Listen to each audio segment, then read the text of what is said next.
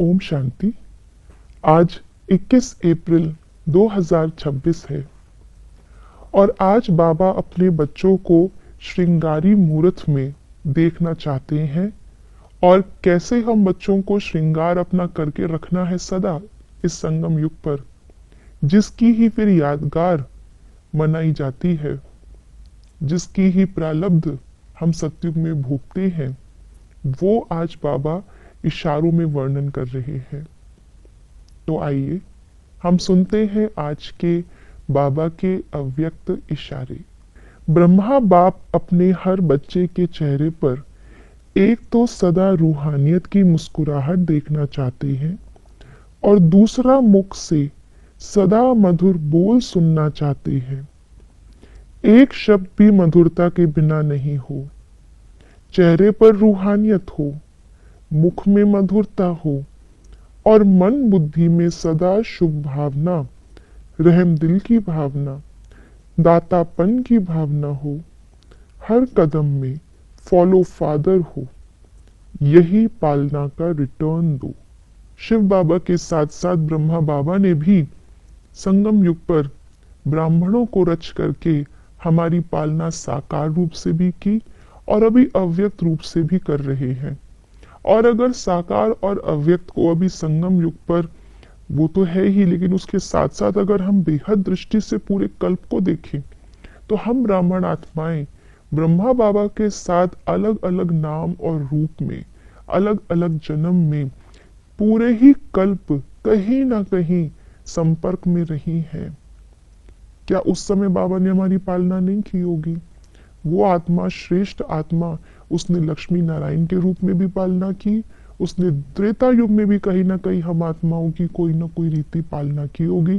द्वापर में भी, भक्ति मार्ग में भी बाबा ने अलग अलग नाम रूप में संपर्क में आकर के हम बच्चों की पालना की है। तो पालना का रिटर्न जो हमें ब्रह्मा बाबा को देना है, वो सिर्फ संगम की पालना का रिटर्न नहीं है। पूरे कल्प हमने पालना ली है, उसका रिटर्न, इतना भारी रिटर्न देना है। लेकिन इतना भारी रिटर्न देने के लिए बाबा हमसे कोई बहुत मुश्किल चीज नहीं मांग रहे। वो चीज बाबा हमसे मांग रहे हैं जिसमें हमारा अपना कल्याण है। और वो क्या? चेहरे पर रूहानियत। अपने आप को आत्मा समझेंगे, आत्मिक भाव से दूसरे आत्माओं को देखेंगे, आत्मा को पूरे सृष्टि चक्र में जो हमारा पार्ट रहा उन गुणों को इमर्ज करके बाबा कहते हैं अगर हम दूसरी आत्माओं के साथ संपर्क में आएंगे तो चेहरे पे हमेशा रूहानियत का भाव होगा।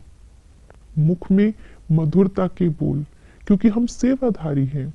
सेवाधारी का काम ही होता है दूसरों को सम्मान देना, दूसरों की सेवा करना, खुद नम्रचित होकर रहना।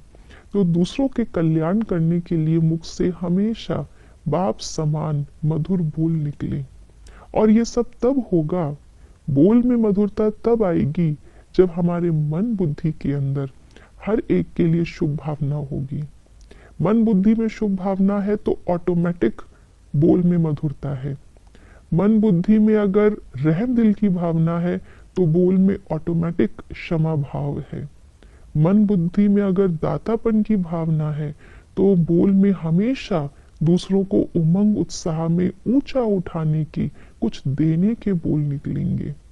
और जब मन बुद्धि, हमारे नयन, हमारा मुख, हमारे बोल, ये सब के सब इतने श्रेष्ठ हो जाएंगे तो कर्म भी श्रेष्ठ होंगे। और कर्म श्रेष्ठ होंगे उसी की निशानी दिखाते हैं कि कदमों में पदम। तो इस समय भी कदम में पदम है। सत्युग के जो हमारी यादगार है उसमें भी देवी देवताओं के नयन, चैन, मधुर, रूहानी बोल तो नहीं सुनाते, मूर्तियां तो बोलती नहीं है, लेकिन अगर जो भाव है उनके चेहरे पर अगर वो बोल पड़े तो कैसे बोल निकलेंगे? मधुर। और कदमों में पदम दिखाते हैं।